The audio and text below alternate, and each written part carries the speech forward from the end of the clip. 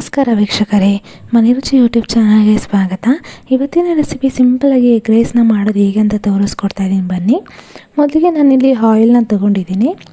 Oil ಒಂದು 2 table spoon ಆಗೋಷ್ಟು ಆಯಿಲ್ನ ತೊಗೊಳ್ಳಿ. ಅದಾದಮೇಲೆ ನಾನು ಸಣ್ಣದಾಗಿ ಹೆಚ್ಚಿಟ್ಟಿರುವಂತಹ ಬೆಳ್ಳುಳ್ಳಿನ ಹಾಕ್ಕೊತಾ ಇದ್ದೀನಿ. ಇದನ್ನು ಕೂಡ ಆಯಿಲಲ್ಲಿ ಚೆನ್ನಾಗಿ ಫ್ರೈ ಮಾಡ್ಕೊಳ್ಳಿ. ಇದಾದಮೇಲೆ ನಾನು ಮೆಣಸಿನ್ಕಾಯಿ ಹಾಕ್ಕೊತಾ ಇದ್ದೀನಿ.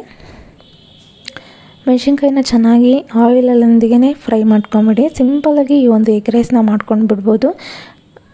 ನೈಟ್ ಡಿನ್ನರ್ಗಾಗಿಲಿ ಮಾರ್ನಿಂಗ್ ಬ್ರೇಕ್ಫಾಸ್ಟ್ಗೂ ಕೂಡ ನೀವು ಎಗ್ ರೈಸ್ನ ಮಾಡ್ಕೊಬೋದು, ಕ್ವಿಕ್ಕಾಗಿ ಮಾಡ್ಕೊಬೋದು. ಇದಾದಮೇಲೆ ಸಣ್ಣದಾಗಿ ಹೆಚ್ಚಿಟ್ಟಿರುವಂಥ ಈರುಳ್ಳಿನ ತೊಗೊಂಡಿದ್ದೀನಿ. ಸಣ್ಣದಾಗಿ ಹೆಚ್ಚಿಟ್ಕೊಂಡಿರಬೇಕು.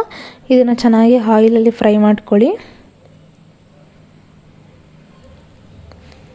ಸಿಂಪಲಾಗಿ ಕ್ವಿಕ್ಕಾಗಿ ಯಾವ ರೀತಿ ಮಾಡೋದಂತ ತೋರಿಸ್ಕೊಡ್ತಾ ಇದ್ದೀನಿ. ಈ ಥರನೇ ಮಾಡ್ಕೊಳ್ಳೋದ್ರಿಂದ ನಿಮಗೆ ಒಂದು ಎಗ್ ರೈಸ್ನ ಟೇಸ್ಟ್ ಕೂಡ ಸಿಗುತ್ತೆ. ಸ್ಟ್ರೀಟ್ ಸೈಡ್ ಎಗ್ ರೈಸ್ ಸಿಗುತ್ತಲ್ಲ, ಆ ಥರನೇ ಇರುತ್ತೆ. ಆದರೆ ಸಿಂಪಲಾಗಿ ನೀವು ಮನೇಲಿರೋ ಇಂಗ್ರೀಡಿಯೆಂಟ್ಸ್ಗಳನ್ನೇ ಬಳಸ್ಕೊಂಡು ಮಾಡ್ಕೊಬೋದು.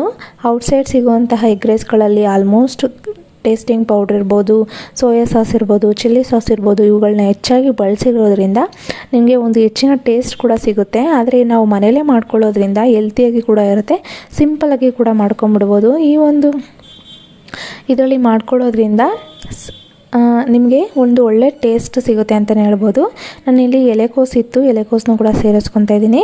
ನಿಮ್ಮ ಮನೇಲಿ ಕ್ಯಾಪ್ಸಿಕಮ್ ಇತ್ತಂದರೆ ನೀವು ಕ್ಯಾಪ್ಸಿಕಮ್ ಕೂಡ ಹಾಕ್ಕೊಬೋದು, ಅದು ಕೂಡ ಚೆನ್ನಾಗಿ ಟೇಸ್ಟ್ ಕೊಡುತ್ತೆ. ಈ ಥರ ಮಾಡ್ಕೊಳ್ಳೋದ್ರಿಂದ ಸಿಂಪಲ್ಲಾಗಿ ಹಾಗೂ ಕ್ವಿಕ್ಕಾಗಿ ನೈಟ್ ಡಿನ್ನರ್ಗೆ ಹಾಗೂ ಮಾರ್ನಿಂಗ್ ಬ್ರೇಕ್ಫಾಸ್ಟ್ಗಾಗಿರ್ಬೋದು, ಇಲ್ಲ ಅರ್ಜೆಂಟಾಗಿ ಕ್ವಿಕ್ಕಾಗಿ ಏನಪ್ಪ ಮಾಡೋದು ಮೊಟ್ಟೆಲಿ ಅಂತ ಅಂದ್ಕೊಳ್ಳೋದಾದರೆ ಈ ಥರ ಎಗ್ ರೈಸ್ನ ಮಾಡ್ಕೊಬೋದು. ನೈಟ್ ಅನ್ನ ಉಳಿದಿರುತ್ತೆ, ವೇಸ್ಟ್ ಆಗಿಬಿಡುತ್ತೆ, ಏನು ಮಾಡೋದು ಅನ್ನೋ ಥರ ಇದ್ದರೆ ಈ ಥರ ಒಂದು ಡಿಶ್ನ ಮಾಡ್ಕೊಳ್ಳೋದ್ರಿಂದ ಅನ್ನನೂ ಕೂಡ ಬೇಗ ಖಾಲಿ ಆಗಿಬಿಡುತ್ತೆ.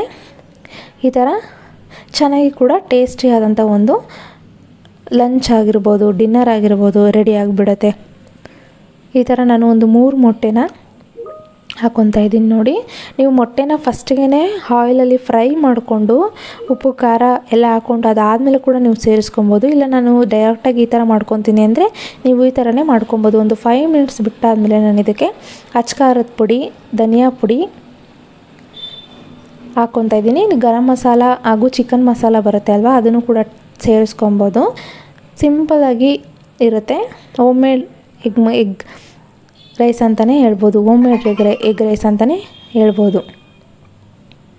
ಈ ಥರ ಚೆನ್ನಾಗಿ ಫ್ರೈ ಮಾಡ್ಕೊಳ್ಳಿ. ತಳ ಹಿಡಿಯೋ ಚಾನ್ಸಸ್ ಇರುತ್ತೆ, ಹಾಗಾಗಿ ಸ್ವಲ್ಪ ಕ್ಲೀನಾಗಿ ಫ್ರೈ ಮಾಡ್ಕೊಳ್ಳಿ.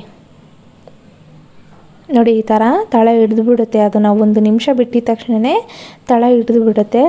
ಹಾಗಾಗಿ ಕ್ಲೀನಾಗಿ ಅದನ್ನು ತಳ ಹಿಡಿದಿಲ್ದಿರಂಗೆ ಕ್ಲೀನಾಗಿ ಫ್ರೈ ಮಾಡ್ಕೊಳ್ಳಿ.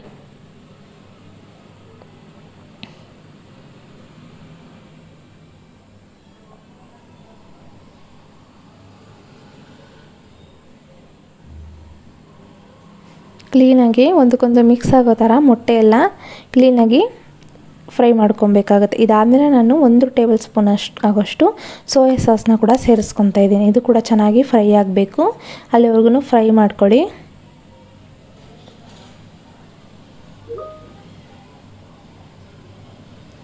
ಸೋಯಾ ಸಾಸು ಕೂಡ ಒಂದಕ್ಕೊಂದು ಮಿಕ್ಸ್ ಆಗಬೇಕು, ಅಲ್ಲಿವರೆಗೂ ಚೆನ್ನಾಗಿ ಫ್ರೈ ಮಾಡಿಕೊಂಡು ಇದಾದಮೇಲೆ ನಾನು ಇದಕ್ಕೆ ಅನ್ನನೂ ಕೂಡ ಹಾಕ್ಕೊತಾ ಇದ್ದೀನಿ. ಅನ್ನನ ಮಾಡೋಕ್ಕಿಂತ ಮುಂಚೆನೇ ಒಂದು 3 ಅವರ್ಸ್ ಮುಂಚೆನೇ ಮಾಡಿಕೊಂಡ್ಬಿಟ್ರೆ ಅನ್ನ ಉದುರಾಗಿ ಕೂಡ ತಣ್ಣಗಾಗಿರುತ್ತೆ, ಆವಾಗ ಕಲ್ಸೋಕ್ಕೂ ಕೂಡ ಚೆನ್ನಾಗಿ ಇರುತ್ತೆ. ನೋಡಿ, ಈ ಥರ ಅನ್ನನ ಫಸ್ಟೇ ಮಾಡಿಕೊಂಡ್ಬಿಟ್ರೆ ಉದುರಾಗಿ ಇರುತ್ತೆ.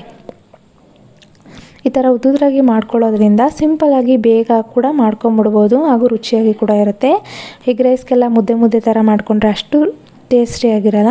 ಈ ಥರ ಉದುರಾಗಿ ಮಾಡಿಕೊಂಡ್ರೆ ಸ್ವಲ್ಪ ಟೇಸ್ಟಾಗಿ ಇರುತ್ತೆ ಹಾಗೂ ತಿನ್ನೋಕ್ಕೂ ಕೂಡ ತುಂಬಾ ಚೆನ್ನಾಗಿ ಇರುತ್ತೆ. ಇದಕ್ಕೆ ನಾನು ಪೆಪ್ಪರ್ ಪುಡಿನ ಆ್ಯಡ್ ಮಾಡ್ಕೊತಾ ಇದ್ದೀನಿ. ಪೆಪ್ಪರ್ ಪುಡಿ ಆ್ಯಡ್ ಮಾಡ್ಕೊಬೇಕು.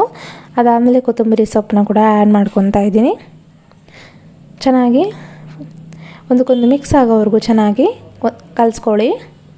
ಇಷ್ಟೇ ನೋಡಿ, ಎಗ್ ರೈಸ್ ತುಂಬಾ ರುಚಿಯಾಗಿ ರೆಡಿಯಾಗಿಬಿಡ್ತು. ಸಿಂಪಲಾಗಿ ಮಾಡ್ಕೊಂಬಿಡ್ಬೋದು ಬೇಗನೆ. ಇದರ ವೀಡಿಯೋದಲ್ಲೂ ಕೂಡ ನಾನು ಸಿಂಪಲಾಗಿ ನಿಮಗೆ ತೋರಿಸ್ಕೊಟ್ಟಿದ್ದೀನಿ, ಲೆಂತಿಯಾಗಿ ಬೇಡ ಅಂತ. ಕ್ವಿಕ್ಕಾಗಿ ಮಾಡ್ಕೊಂಬಿಡಿ ಎಗ್ ರೈಸ್ನ.